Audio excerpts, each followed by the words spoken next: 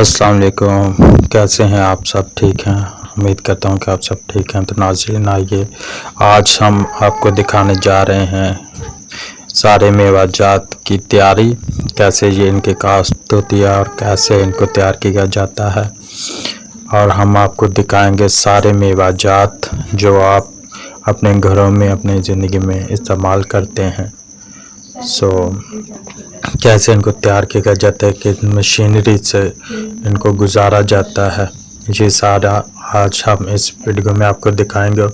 तो वीडियो शुरू करने से पहले अगर अभी तक आपने मेरे चैनल को सब्सक्राइब नहीं किया तो प्लीज़ मेरे चैनल को सब्सक्राइब कर लें और लाइक और शेयर करना मत भूलिएगा।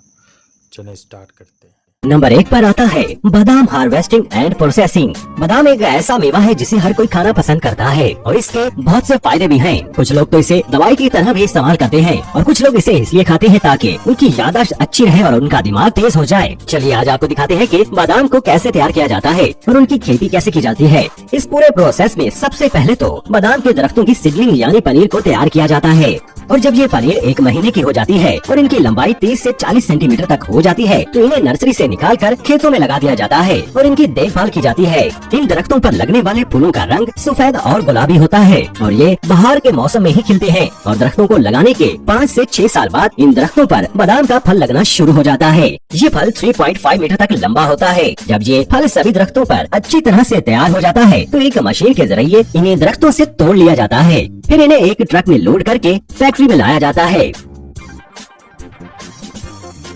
जहां इसे कन्वेयर बेल्ट पर डाल दिया जाता है।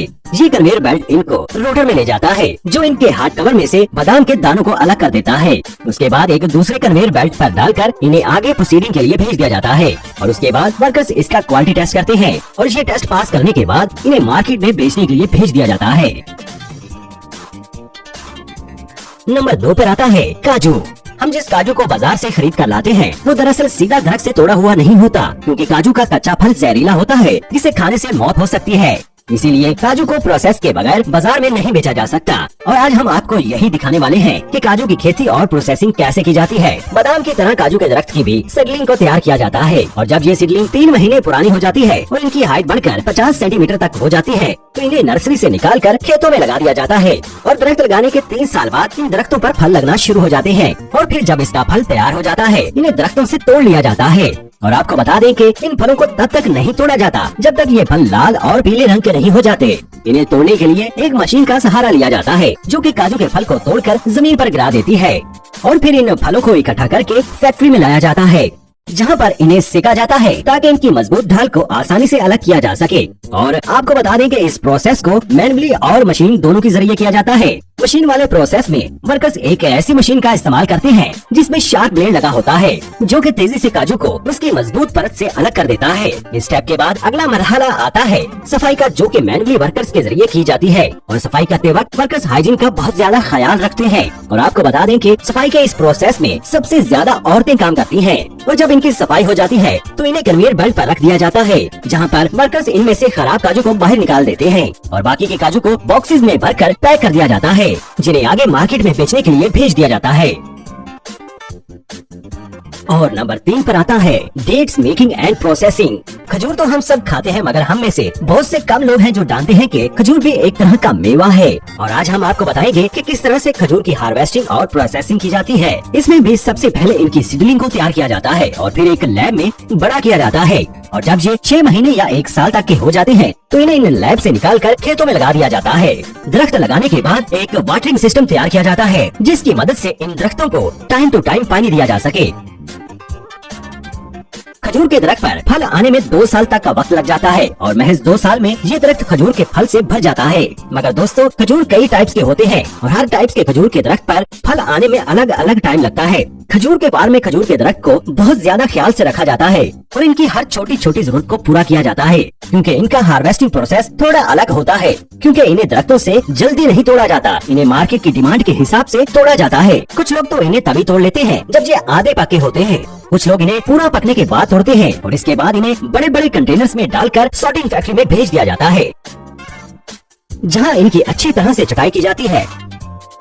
और साथ ही साथ इनका क्वालिटी टेस्ट भी किया जाता है। और फिर वर्कर्स एक एक खजूर का वजन करते हैं। उसके बाद दोबारा इनका क्वालिटी टेस्ट करके इनको बॉक्सेस में पैक कर दिया जाता है और इस तरीके से आपकी मजेदार और मीठी खजूर बनकर तैयार हो जाती है।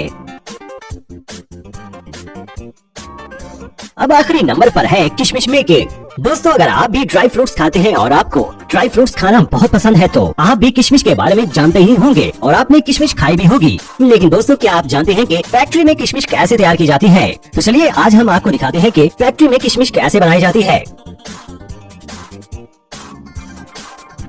सबसे पहले तो हम आपको बता दें कि किशमिश बनाने के लिए जो कच्चा माल होता है वो अंगूर होते हैं और अंगूर में बहुत सी खास खूबियां भी होती हैं, जैसे कि ये जल्दी पक जाते हैं और इनको सूखने में भी ज्यादा वक्त नहीं लगता। और जब अंगूर पककर तैयार हो जाते हैं तो इन्हें खेतों से तोड़कर एक साफ ट्रे में रख दिया जाता है और फिर वर्कर्स यहाँ पर इनमें से खराब अंगूरों को छांटकर निकाल लेते हैं और उसके बाद छटे हुए अंगूरों को सुखाया जाता है।